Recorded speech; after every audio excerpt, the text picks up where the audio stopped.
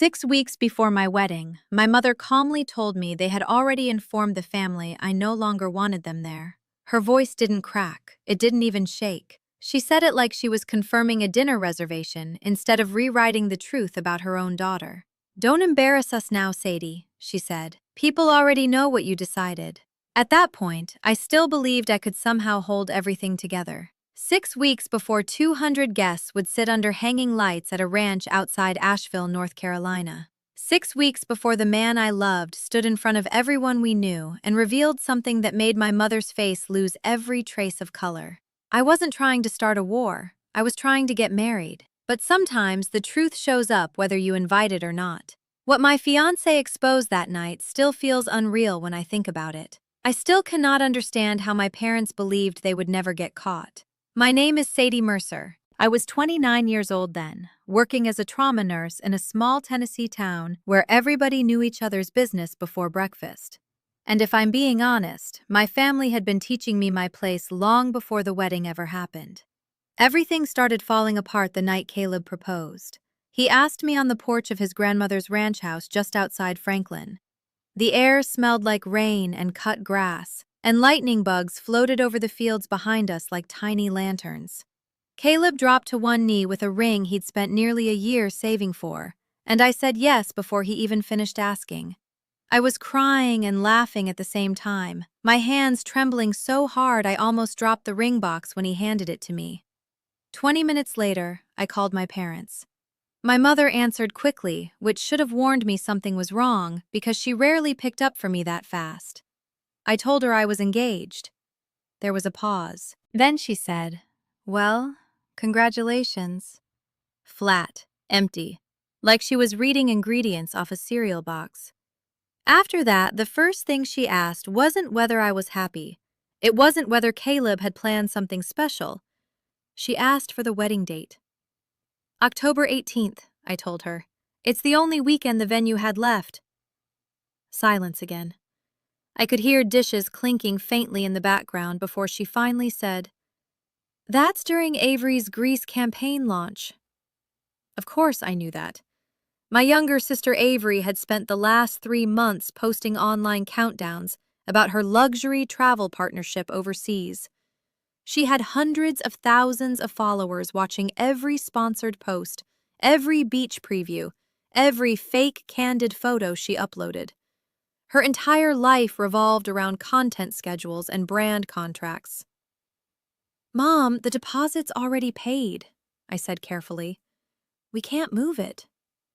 "You know how important this is for your sister." I stared out into the dark pasture while Caleb sat quietly beside me on the porch swing. "The venue's booked solid," I told her. "We'd lose everything." She sighed like I was being unreasonable. "Avery has a real opportunity here, Sadie. You're only having what, a couple hundred people at your wedding?" I wish I could say that comment shocked me. It didn't. When I graduated nursing school, my parents showed up nearly an hour late because they'd been driving Avery to a modeling audition in Nashville. When I made honor roll in high school, I taped the certificate to the refrigerator beside Avery's pageant photos. By the next morning, mine had disappeared. Avery was always the shining one, the visible one, the one people clapped for. I was dependable. Dependable people don't get celebrated, they get used. "I'll talk to your father," my mother finally said. "But you need to think realistically." Then she hung up. I sat there staring at my phone while the engagement ring caught the porch light on my finger. And despite everything, despite years of disappointment and excuses and being treated like an afterthought, part of me still hoped maybe this time would be different. Maybe this time they would choose me. They didn't. My father called later that same night. I remember the exact time because I was standing over the stove making pasta when his name flashed across my phone at 8:17 p.m. Caleb was sitting at the kitchen counter, and without thinking, I put the call on speaker. Looking back now, I'm glad I did. Witnesses matter. "I'm only saying this once," my father said immediately. His voice had that cold, controlled tone he used whenever he'd already decided the argument was over before anyone else spoke. "Move the wedding date or your mother and I won't attend." I tightened my grip on the phone. "Dad, we already paid the deposit. Then you lose the money." Caleb looked up at me but stayed quiet. "That's what happens when you make selfish decisions without considering your family." Caleb reached over and took my hand under the counter. He didn't squeeze it. He just held it steady. I swallowed hard. I'm not changing the date. 3 seconds of silence. Then the line disconnected. That was it. No goodbye, no discussion, just a click. I stood there frozen while steam rose from the pot behind me. You okay? Caleb asked softly. Yeah, I lied. But it was the kind of lie you tell because dinner still has to get made and tomorrow's shift still starts at 7, and life doesn't pause just because your parents decided your happiness was inconvenient. My father had always run our family the same way he ran his construction business. Everything was transactional. Everything. You either obeyed him or you disappeared from his good graces completely. I'd watched him ignore his own brother for nearly 2 years over a property dispute. I knew exactly what his threat meant. It wasn't emotional, it was policy. What I didn't realize yet was how far they were willing to go. 10 days later, the wedding caterer called me while I was on break at the hospital. Hi, this is Melissa from Blue Ridge Catering, the woman said nervously. I'm calling because the deposit on file was canceled this morning. We'll need a replacement payment within 10 days or we'll have to release your date. I stopped breathing for a second. What? The cardholder contacted us directly. My mother. I hung up and immediately called the florist. Same thing. Then the rental company. Same thing again. My parents had quietly canceled every wedding deposit connected to their credit cards. $14,000 disappeared in a single morning. That night, I sat on the apartment floor with a calculator, bank statements, and a legal pad spread around me while Caleb leaned against the cabinets beside me. We can sell the truck, I whispered finally. He nodded without hesitation. The next morning, we listed my old Ford pickup online. A college student bought it for $4,900 cash 2 days later. I picked up extra overnight shifts at the hospital. Caleb started working Saturdays in addition to his regular hours at the bank. We stopped sleeping normally after that. Our apartment became an assembly line of invitations, receipts, budget notes, and stress. At 2 in the morning, Caleb watched me seal envelopes at the kitchen table and quietly said, I need to check your credit before we apply for the mortgage next year. I barely looked up. Okay. He opened his laptop while I kept working. About 20 minutes later, I noticed he'd gone completely still. Not typing, not moving, just staring at the screen. What? I asked. He didn't answer immediately. Before he could, my phone started exploding with text messages, one after another. Aunt Linda, heard you banned your parents from the wedding. That's cruel, Sadie. Cousin Mark, family is forever. Don't do this. Uncle Ron, your mom's devastated. A relative I hadn't spoken to in over a year sent, you'll regret treating your parents this way. I stared at the screen in disbelief. In less than 10 minutes, nearly a dozen family members accused me of uninviting my own parents. My father had started a campaign. My mother had made herself the victim. And suddenly, I was the heartless daughter tearing the family apart. I called my Aunt Renee because she was the only person in my family who had ever looked me straight in the eye and admitted something was wrong with the way my parents treated me. She answered on the first ring. They already told everybody, she said before I could speak. Your dad's been calling people for 2 days. I closed my eyes. What exactly are they saying? That you told them not to come. That Caleb's controlling you. That he's isolating you from the family. I sat down slowly on the edge of the bed while Caleb watched me from across the room. 40 relatives. 40 people now believed I'd turned into some cruel, ungrateful daughter under the influence of my fiancé. My father weaponized loyalty. My mother weaponized sympathy. Together, they were terrifyingly effective. Aunt Renee, none of that is true. I know, she said quietly. I know who you are. That almost broke me right there. Not because she defended me, because she was the only one who did. I'll be at your wedding, she told me firmly, no matter what they say. After we hung up, I stared at the ceiling for a long time while Caleb finished pulling up my credit report at the kitchen table. The damage from my parents was spreading through the family faster than I could contain it. And somehow, things were still about to get worse. 2 days later, Caleb came home from visiting his mother, looking like somebody had hollowed him out from the inside. He sat across from me at the table and flattened both hands against the wood. My mom got a phone call. I already knew. I could feel it before he even said her name. From your mother. Something cold slid through my stomach. What did she say? Caleb hesitated carefully. She told my mom you were emotionally unstable. The room tilted slightly, not dramatically, just enough to make everything feel off balance. She said I should watch for warning signs, said you push people away, said you've always had problems with relationships. I couldn't speak. Canceling wedding deposits was cruel. Turning relatives against me was humiliating. But this?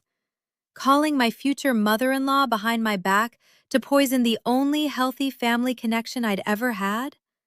That was different. That wasn't punishment anymore. That was destruction.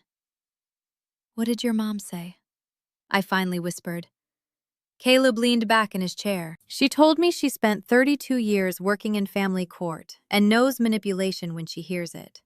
His mother, Elaine Harper, had spent most of her life as a court clerk. She'd seen divorces, custody fights, fraud hearings, restraining orders. Nothing rattled her anymore. Then Caleb said something that made me slowly lift my head. She recorded the call. I blinked. What? Tennessee's a one-party consent state. She recorded everything. For several seconds, neither of us spoke. Then I laughed once. Not because anything was funny, because I was exhausted. Utterly exhausted. I'm done trying to explain myself, I said quietly. And I meant it. From that moment forward, every conversation with my parents stayed over text message only.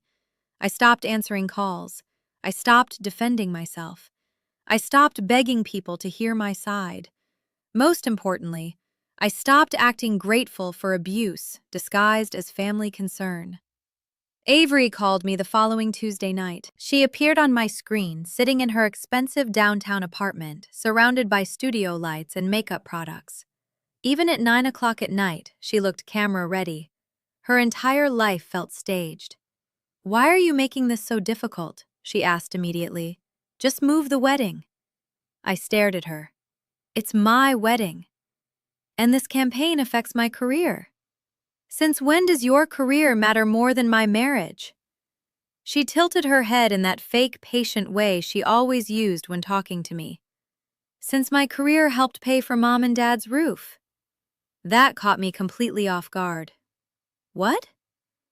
Dad said repairs cost 12 grand. I paid half with sponsorship money. She shrugged like writing giant checks for our parents at 25 years old was normal. Or maybe in our family it was. I studied her face carefully. Avery genuinely believed she was supporting them financially, which meant she had no idea where the rest of the money was really coming from. "I'm not moving the date," I told her. "Then you're going to lose them." I looked directly into the camera. I lost them years ago. For one brief second, something shifted in her expression. A crack, a flicker of guilt maybe. Then it vanished. "You should just do what they want," she muttered. "It's easier." Easier for who? She ended the call without answering, but her comment about the roof stayed stuck in my head all night. The next morning, Caleb finished running the full credit report, and that was the moment everything changed. I came home after a 12-hour overnight shift to find him sitting at the kitchen table with paperwork spread everywhere.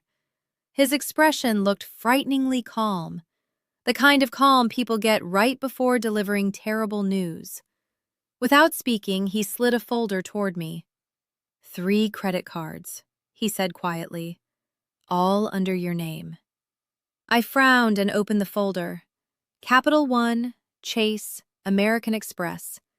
Every account listed my social security number. Every account used my parents' home address. Total debt, $48,000. I turned pages slowly while my brain struggled to process what I was seeing. Flights to Santorini, luxury hotels in Miami, designer purchases, photography equipment, resort charges, thousands and thousands of dollars spent on trips and items I had never bought. Every single transaction matched places Avery had posted online. The Greece trip, the Miami brand weekend. The expensive camera she'd proudly shown off to her followers with captions about investing in herself. My chest tightened. Caleb's voice stayed low and controlled. The first account was opened when you were 19. I looked up slowly. That was the same month you applied for nursing school loans, he continued. Your dad had all your information. Suddenly, everything started making horrifying sense. The paperwork, the forms, the signatures. I had handed my father every document he needed years ago because I trusted him, and he'd used them to open credit cards in my name,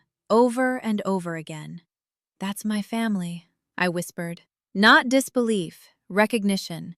Like finally seeing the full shape of something awful that had always been there. Caleb's jaw tightened. Sadie, this is identity theft. Federal-level fraud. I kept staring at the numbers. Nearly $50,000 of debt tied to my future. Debt I never created. Debt I never even knew existed. My parents hadn't just tried to ruin my wedding. They had been quietly borrowing against my life for almost a decade. The next evening, Elaine came over carrying a plastic storage envelope and a flash drive. No casserole, no comforting speeches, just evidence. She sat at our kitchen table and plugged the drive into Caleb's laptop. I saved the entire phone call, she said simply. Then she pressed play. My mother's voice filled the apartment, soft, concerned, carefully polished. The same voice she used at church functions and neighborhood cookouts. The voice people trusted immediately. Sadie has always been difficult, she said through the speakers. Caleb seems like a wonderful man, but I worry he doesn't realize how unstable she can become. I felt physically sick listening to it. She pushes people away, my mother continued sadly. I just want someone watching for signs before things get worse. Elaine paused the recording. She called me intending to damage your relationship before the wedding, she said calmly. I've seen this behavior in courtrooms for decades. Caleb reached for my hand under the table. I didn't cry. I wanted to, but I was too tired for tears at that point. There's a kind of exhaustion that comes when someone finally proves they never loved you the way you loved them. That's what I felt sitting there, empty. I now had proof of the lies, proof of the fraud, proof of the manipulation.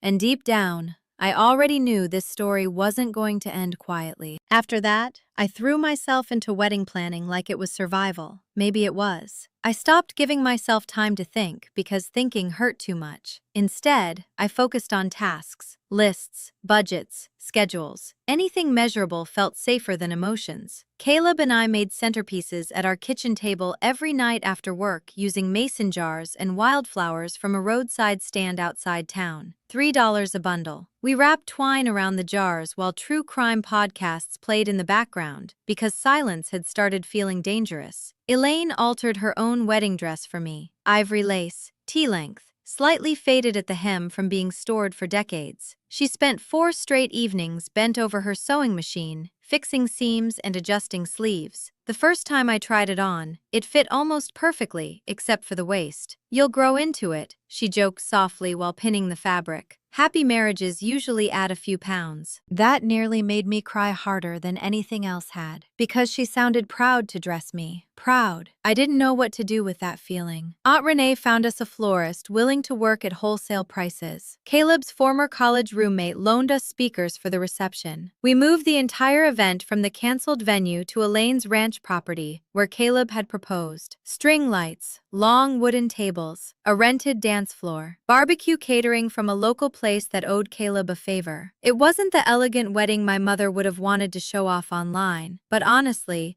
by then I no longer cared. I just wanted peace. The RSVPs came in steadily over the following weeks. Almost 200 guests. Most were from Caleb's side. Co-workers, friends, neighbors. From my family, only Aunt Renee and a few cousins confirmed. That hurt more than I expected. My father called one final time 13 days before the wedding. I almost didn't answer. Last chance, he said immediately. Move the date and we'll forget all this happened.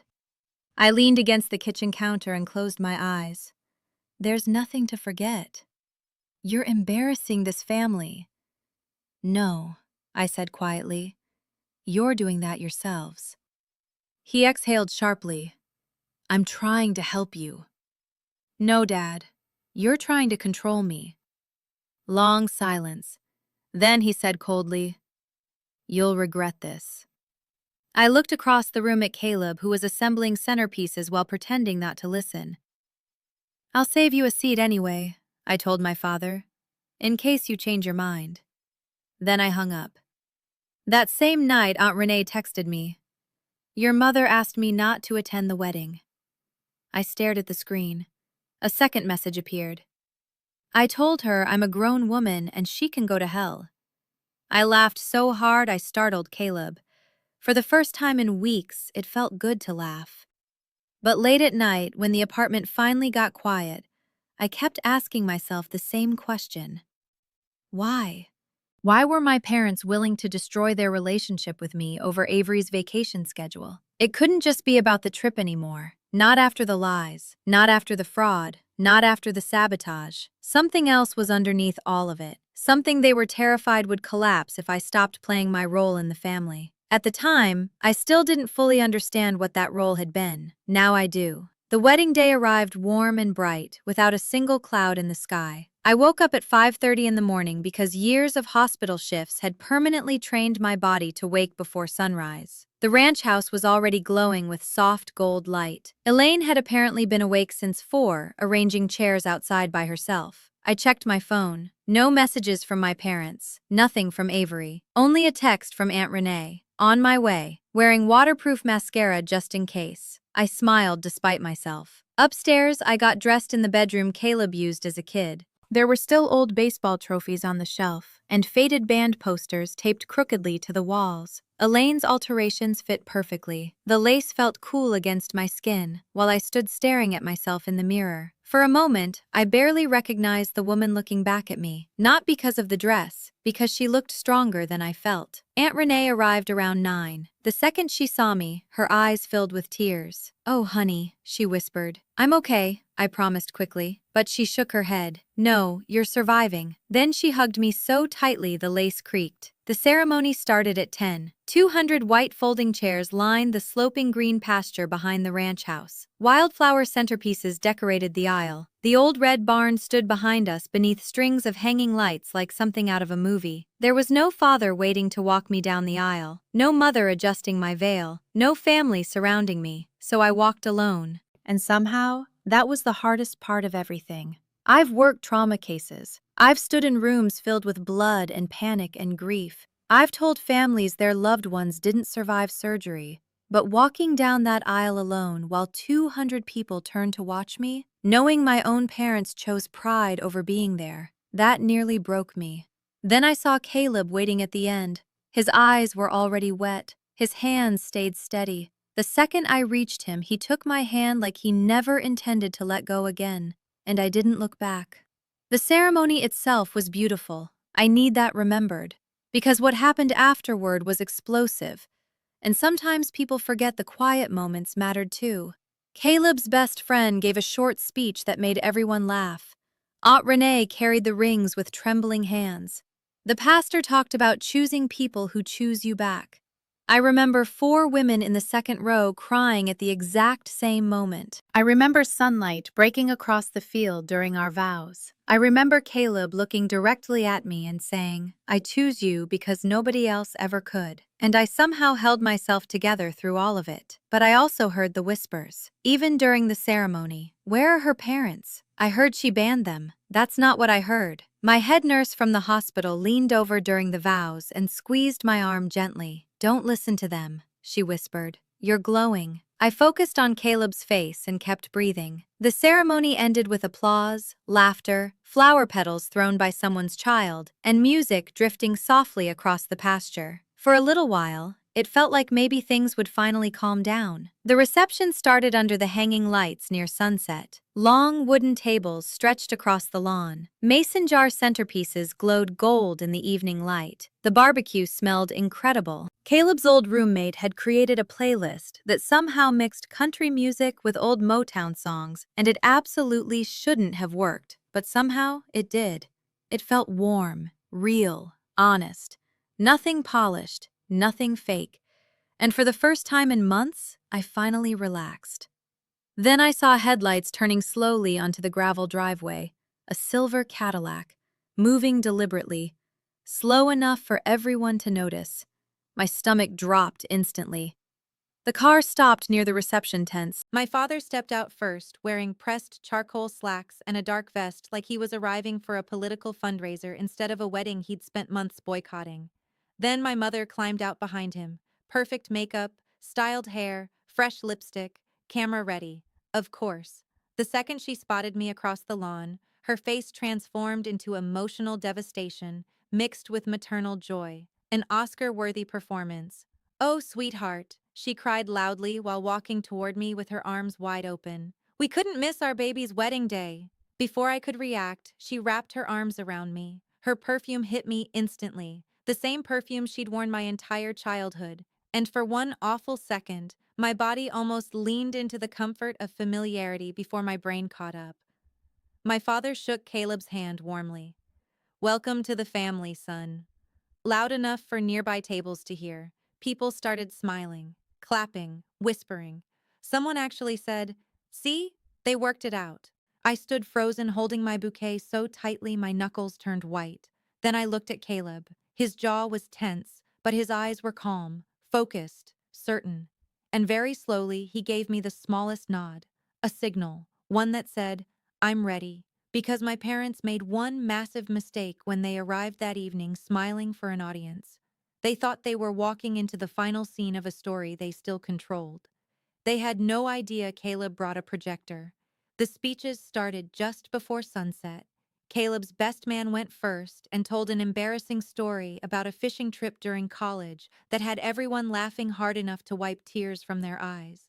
Then Elaine stood up and spoke about how she'd prayed her son would someday find someone kind enough to stand beside him through hard seasons instead of only easy ones.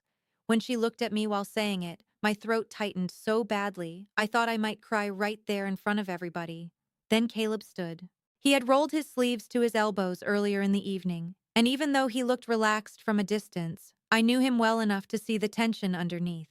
His shoulders had that rigid stillness they always got whenever he was preparing for something serious. He took the microphone from his best man and smiled at the crowd. "I want to thank everyone who came tonight," he said calmly, "especially the people who stayed supportive when things became difficult." A quiet murmur moved through the tables. Several people glanced toward my parents sitting near the back beside a cluster of relatives. My mother still wore that pleased, emotional expression she'd perfected over years of church events and family gatherings.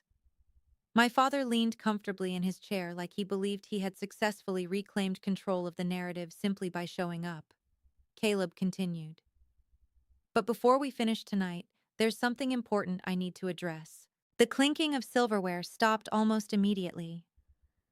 "You've probably heard several different stories about why Sadie's parents originally chose not to attend this wedding." My mother's smile flickered slightly. Caleb's voice stayed perfectly even. "The truth is, Sadie never uninvited anyone." Silence spread slowly across the reception. My future in-laws decided to boycott this wedding because Sadie refused to move the date around Avery's international sponsorship trip. Whispers started immediately, fast, sharp, confused. I saw my father's posture stiffen. Caleb didn't stop. They told family members Sadie was unstable. They told people I was isolating her. They tried to damage her relationships with relatives and with my family. My father suddenly stood up. "That's enough," he snapped loudly. The entire reception froze. Caleb looked directly at him without flinching. "With respect, sir," he said calmly, "I'm not finished." The silence after that felt enormous. Even the music had stopped. My mother reached for my father's arm, but he pulled away from her without looking. Caleb set his phone down beside the speaker system. "6 weeks ago," he continued, "Sadie's mother called my mother privately." My mother's face changed instantly. Not dramatically, just enough. The tiny crack in composure that appears right before panic. She told my mother Sadie was emotionally unstable and dangerous to relationships. A collective murmur swept through the guests again. Then Caleb pressed play. My mother's voice echoed clearly across the outdoor speakers. Sadie has always been difficult. Caleb seems wonderful, but I don't think he understands what she's really like yet. Several people physically turn toward my parents. She pushes people away. I just want someone close to him watching for signs.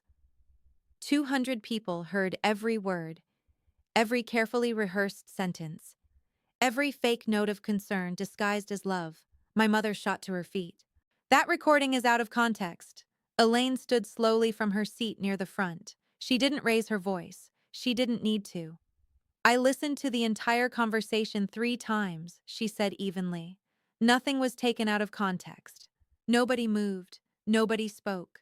I looked around and saw expressions changing all across the crowd. Confusion, shock, recognition, the ugly realization that maybe the story they'd been told about me wasn't true after all. Aunt Renee sat at her table, openly crying now, with one hand covering her mouth. My father grabbed my mother's elbow hard. "We're leaving." But Caleb lifted the microphone again. "One more thing." My father stopped walking. Caleb's college roommate moved toward the white sheet hanging between 2 wooden fence posts near the barn. I hadn't even realized until then why he'd set it up earlier. The projector switched on.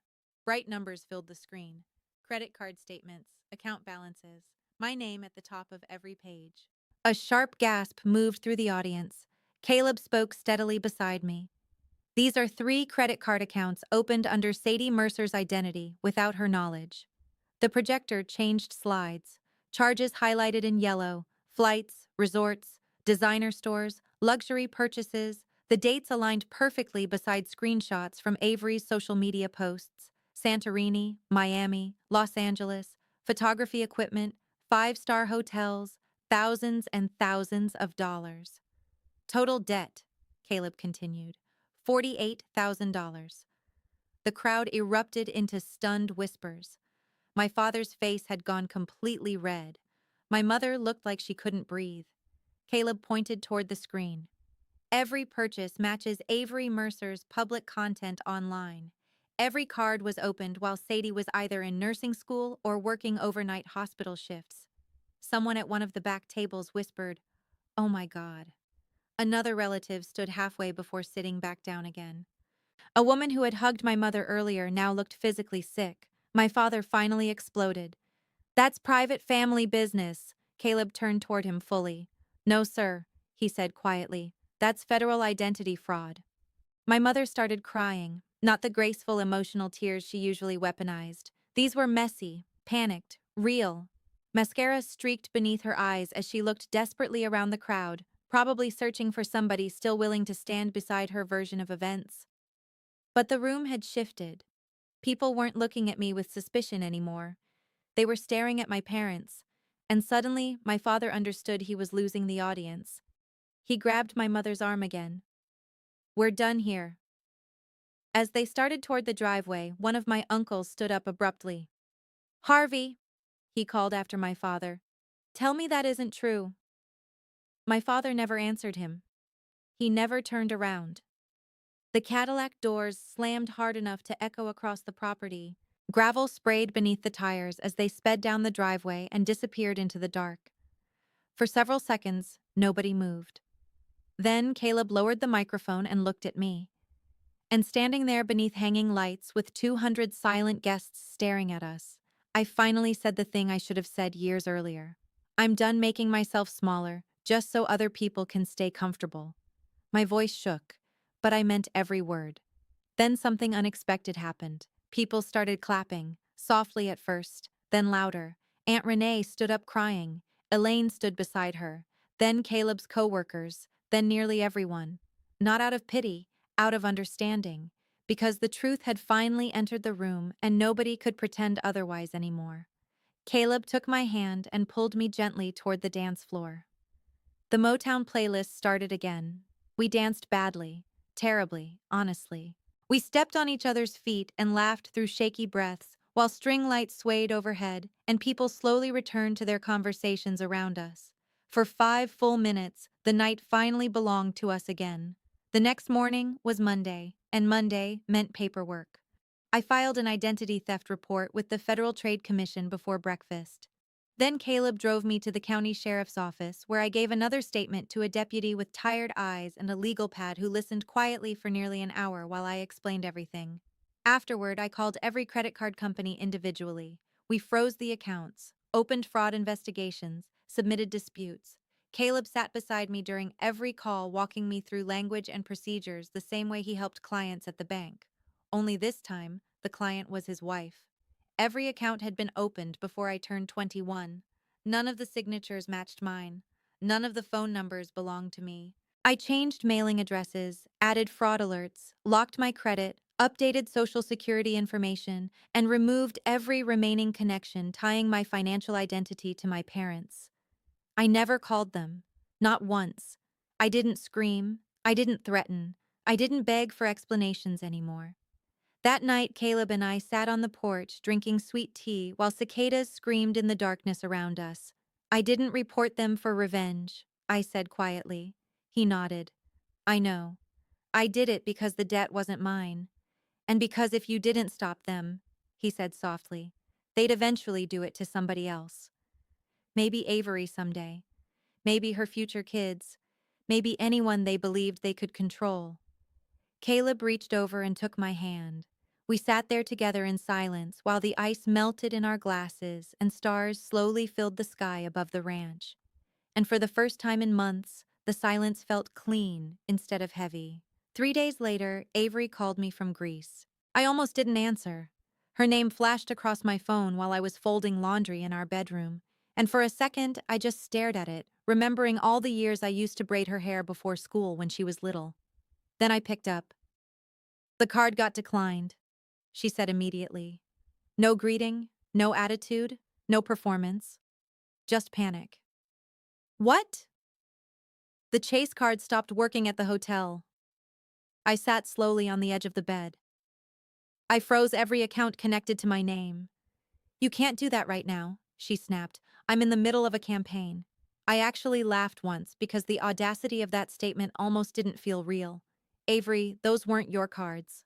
Silence. Then, I need them for 3 more days. Get your own. You're ruining everything. No, I said quietly. I'm stopping people from ruining me. I heard her breathing unevenly on the other end. This sponsorship is worth $30,000. Then maybe your sponsor should pay for your expenses instead of my stolen credit. Another long silence. Then suddenly she started crying, not influencer crying, not dramatic crying, real crying, sharp and ugly and exhausted. You don't understand, she whispered. No, I replied softly. I finally do. She hung up. I sat there holding the phone for a long time afterward. Then I went back to folding towels because life still needed doing even when your family was collapsing in real time. Over the next week, the fallout spread across Avery's online world like wildfire. Her luxury travel posts stopped almost overnight. No more beachside cocktail photos. No more rooftop infinity pools. No more designer shopping videos. Followers noticed quickly. People online always notice when curated perfection suddenly cracks. Comments started appearing under her remaining posts. Didn't your sister just get married? Why weren't your parents there? Is the fraud story true? Girl, this timeline isn't adding up. Avery stopped responding entirely. Then she locked her account private for nearly 48 hours before returning with a vague post about protecting mental health and setting boundaries. Nobody bought it. Meanwhile, the family itself started shifting in ways I never expected. Slowly at first, like tectonic plates moving underneath the surface before the earthquake actually hits. My uncle Raymond called me one Wednesday evening while I was driving home from work. He was my father's older brother, retired electrician, hard-headed, loyal to family above almost everything else. He'd also been one of the first people to text me accusing me of hurting my parents. I owe you an apology, he said immediately after I answered. No small talk, no excuses. Just that. I pulled into a gas station parking lot because suddenly I couldn't focus on driving anymore. You don't have to. Yes, I do, he interrupted firmly. I believed your father without asking for your side. I shouldn't have. I closed my eyes tightly. Thank you. He sighed heavily. He's my brother. I love him. But what I saw at your wedding, his voice trailed off. I can't defend that. A few days later, my Aunt Melissa mailed me a handwritten card with $200 folded inside and a note that simply said, "I'm sorry for judging you before hearing the truth." More relatives started quietly reaching out after that. Not dramatically, not publicly, just little private messages, phone calls, apologies. The family group chat changed too. My Uncle Raymond removed both my parents himself. 30 people watched it happen live. His message afterward was only one sentence long. Until Harvey and Denise addressed the fraud accusations honestly, they shouldn't be here. Nobody argued. Not one person. In small southern towns, reputations matter more than people admit. And my parents had built theirs carefully over decades. Church volunteers, fundraiser organizers, community donors, the respectable couple everybody trusted. But once people start questioning that image, everything changes frighteningly fast. At church, Elaine later told me several members had started openly discussing what happened after service. Apparently, my parents stopped attending altogether. 3 missed Sundays in a row. That alone became gossip. People notice absence in small towns, and silence often says more than words. I didn't orchestrate any of it. I didn't try turning people against them. The truth handled that on its own. The sponsorship deal collapsed on day 11. A wellness brand Avery had partnered with officially terminated her contract after screenshots from our wedding began circulating online. Someone had recorded part of Caleb's projector presentation on their phone. Then somebody else uploaded it privately. Then it spread. A blurry clip of the credit card statements eventually made its way onto social media discussion threads about family scandals and influencer fraud. Within 2 weeks, Avery lost nearly 40,000 followers. Engagement on her posts crashed. Brands stopped contacting her. The algorithm that once pushed her content everywhere suddenly buried it beneath cooking videos and pet clips. She flew home from Greece early, middle seat in economy. I only knew because Aunt Renee heard my mother complaining about airport pickup times on the phone. Back home, reality hit Avery hard. Every luxury expense she'd relied on had secretly been funded through accounts attached to me. Flights, hotels, shopping, equipment, even everyday spending, frozen, disputed, gone. And underneath all of it sat an uglier truth. Avery had almost no money herself, no savings, no backup plan. No understanding of how adult financial life actually worked because my parents had spent years creating the illusion that endless resources would always appear beneath her feet. I didn't feel victorious watching her collapse. I felt sad. Because seeing your younger sister Google how to build credit at 25 isn't satisfying. It's tragic. It's proof somebody failed her long before she failed herself. One Thursday night around 11, she called me again. Her voice sounded stripped bare this time. No fake brightness, no influencer tone, just tired. I knew about the first card, she admitted quietly. I sat upright in bed immediately. Caleb was already asleep beside me. What? The first one. Dad opened it when I was 15. I couldn't speak. I asked whose name was on it. She continued shakily. And he said yours. I asked why, and he told me you didn't need good credit yet because you were still in school. My stomach twisted painfully. I thought it was normal, she whispered. I swear I did. It wasn't normal, Avery. I know that now. Silence settled between us for several long seconds. Not angry silence, just grief. The kind that comes when two people finally realize they grew up inside the same damaged system, but survived it differently. I'm not calling to ask you to drop the reports, she said finally. I know you won't. Then why are you calling?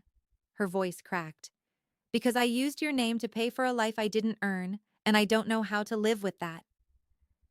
I closed my eyes. For years, I'd wanted honesty from her. Now that I finally had it, it hurt worse than lies. I'm not ready to forgive you, I admitted quietly. Maybe someday. But not now. I understand. No drama followed, no manipulation, no screaming. She simply hung up. And after the call ended, I sat alone in the dark, crying harder than I had since the wedding. Not because of the money, not because of the humiliation, not even because of my parents. I cried because somewhere underneath all the resentment and favoritism and years of distance, Avery had still been my little sister once, and maybe she'd been trapped too, just in a different cage than mine.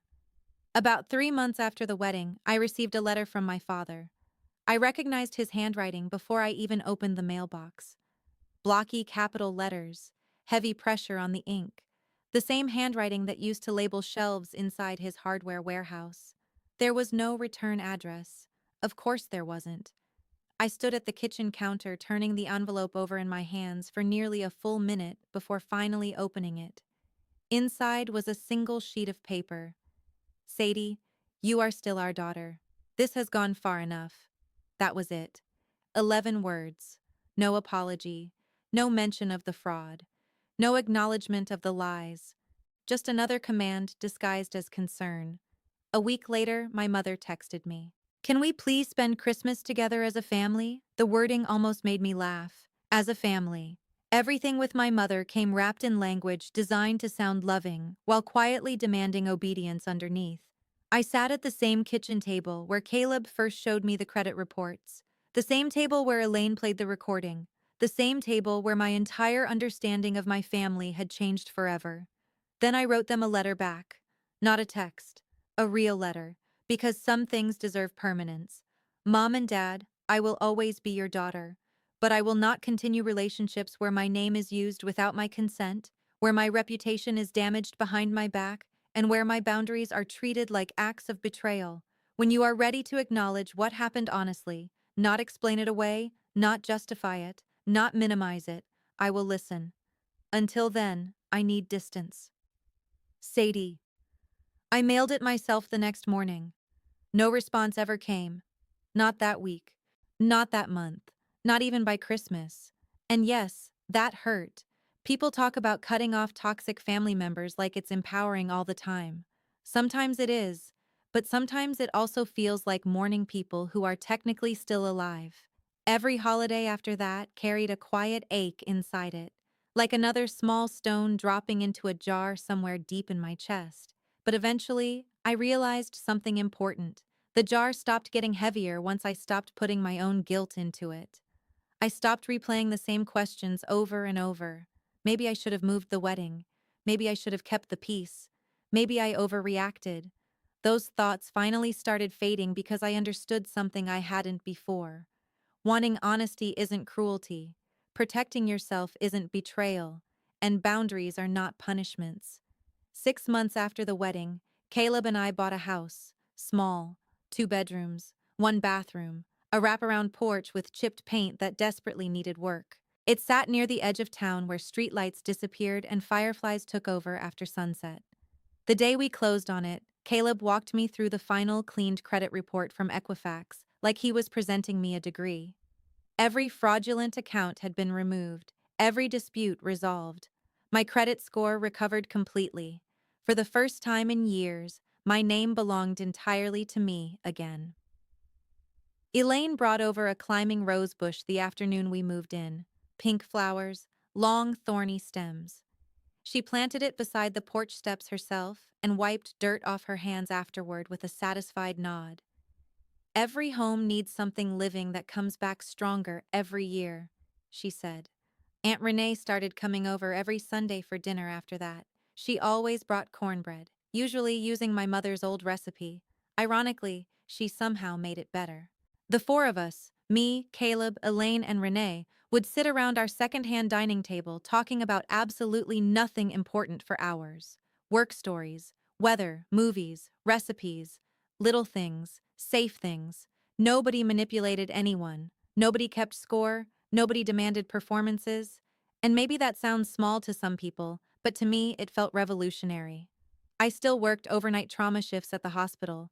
I still came home smelling like antiseptic and exhaustion after helping people survive the worst moments of their lives. For years, I believed strength meant enduring pain quietly. Turns out real strength was finally learning how to protect myself too. One evening, nearly a year after the wedding, Caleb and I sat on the porch swing, watching lightning bugs drift across the yard while the rosebush climbed higher around the railing. He looked over at me and asked softly, "Do you regret not moving the date?" I thought about it honestly, about the wedding, the projector, the fallout, the silence afterward, the family I lost. Then I looked at the home we'd built from scratch without manipulation, fear, or debt hanging over it, and I shook my head. No, I said. Because the truth was simple. The hardest boundary I ever set in my life was only 6 words long. I'm not changing the date, Dad. And those 6 words changed everything. If you're waiting for permission to protect your peace from people who constantly demand pieces of it, let this be your sign. Family is supposed to love you without requiring you to disappear first. And anyone who builds their happiness on your silence was never protecting you to begin with. That's my story. Heavy, messy, painful, honest. But it's mine. And for the first time in my life, nobody else gets to rewrite it anymore. Some families don't break you all at once. They do it slowly, quietly, over years, until one day you wake up and realize you've spent your entire life shrinking just to keep other people comfortable. I spent years believing love meant sacrifice, silence, and obedience. But real love doesn't demand your peace as payment. Real love doesn't steal from your future and call it loyalty. And real family doesn't punish you for finally choosing yourself. Losing people you love is painful, but losing yourself trying to keep them is worse. If there's one thing I learned through all of this, it's that boundaries don't destroy healthy relationships. They expose unhealthy ones. The moment I stopped saying yes to manipulation, the truth revealed itself. Not everyone stayed, but the people who truly loved me did. And honestly, that was enough. So if you're listening to this while carrying your own version of this pain, if you've ever been treated like the difficult one simply because you finally said no, if you've ever been made to feel guilty for protecting your peace, I need you to hear this clearly. You are not selfish for choosing yourself. You are not cruel for wanting honesty. And you are not wrong for walking away from people who only love the version of you they can control. Sometimes the bravest thing you will ever say is one simple sentence: no more. And sometimes, that sentence is the beginning of your real life.